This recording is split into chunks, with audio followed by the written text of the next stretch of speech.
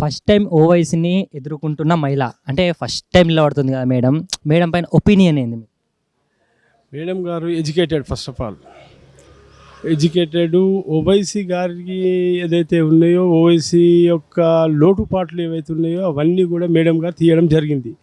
ముఖ్యంగా వక్ఫ్ board lands ఏదైతే ఉన్నాయో వాళ్ళు కబ్జాలు చేసేసి వందల ఎకరాలు, వేల కోట్ల రూపాయలు సంపాదించడం జరిగింది. వాళ్ళు కేవలం మైనార్టీ పేరు పైన, మైనార్టీలు పేరు పైన వాళ్ళు ఏదో సంపాదించడం జరిగింది. మైనార్టీలకు ఒరగబెట్టింది ఒక చిన్న పైసా, నయా పైసా వాళ్ళకు డెవలప్మెంట్ లేకుండా ఉన్నది. ఈరోజు మేడం గారు వచ్చిన తర్వాత వాళ్ళకు ఒక భయభ్రాంతుల సూచనలు కనబడుతున్నాయి. ఎందుకంటే ఆమె వాళ్ళ తప్పులను కప్పిపుచ్చకుండా వెలితి చూపిస్తున్నది.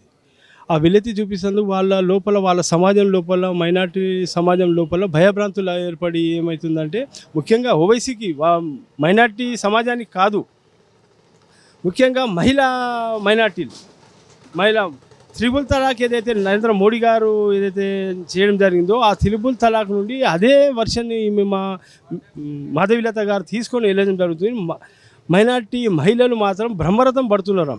ఓకే సార్, గత 40 సంవత్సరాల నుంచి ఒకటే పార్టీ ఉంది అంటే ఏ విధంగా డెవలప్ అయింది అప్పటి నుంచి ఇప్పటి వరకు 40 సంవత్సరాల నుంచి?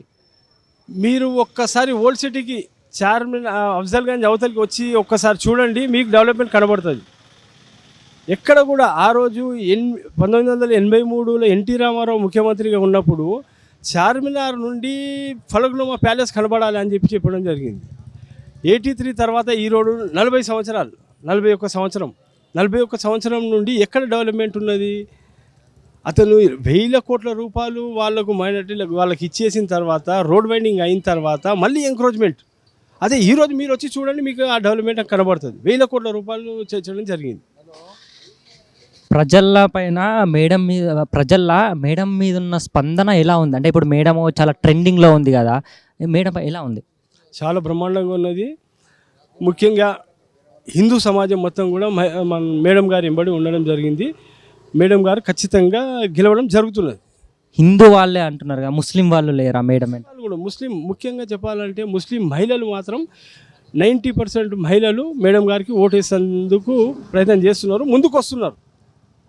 వాళ్ళ పాదయాత్రలు కూడా చూడండి. మళ్ళీ ఇంకా వాళ్ళ ఏదైతే కార్నర్ మీటింగ్స్ చూడండి. అటువంటి దగ్గర మహిళలే కాకుండా మైనార్టీ ఏరియా లోపల కూడా మేడం గారు తిరుగుతున్నారు. బాగా స్పందన ఉన్నది. ఓట్లు వేసి మిమ్మల్ని గెలిపిస్తామనే విశ్వాసం కూడా వాళ్ళు చెప్పడం జరుగుతుంది. బయట ప్రజలు మేడం వస్తే చాలా డెవలప్మెంట్ అవుతుంది అని అంటారు, మీరేమంటారు? తప్పకుండా. ఎందుకంటే ఆమె డెవలప్మెంట్ మీదనే వస్తున్నది. ఈరోజు 40 సంవత్సరాల లోపల ఎంఐఎం, ఓవైసీ ఫ్యామిలీ ఏం చేసింది అనేది ఆమె చెప్పడం జరుగుతుంది. దానికి ఓటర్లు రియాక్ట్ అయ్యి డెవలప్మెంట్ విషయంలో తప్పకుండా మాధవీలత గారికి ఓటేసి గెలిపించే ప్రయత్నం చేస్తారు. మేడం గారు గెలుపు ఖాయమేనా? తప్పకుండా గెలుస్తుంది. ఓకే అండి, థ్యాంక్ యూ సో మచ్.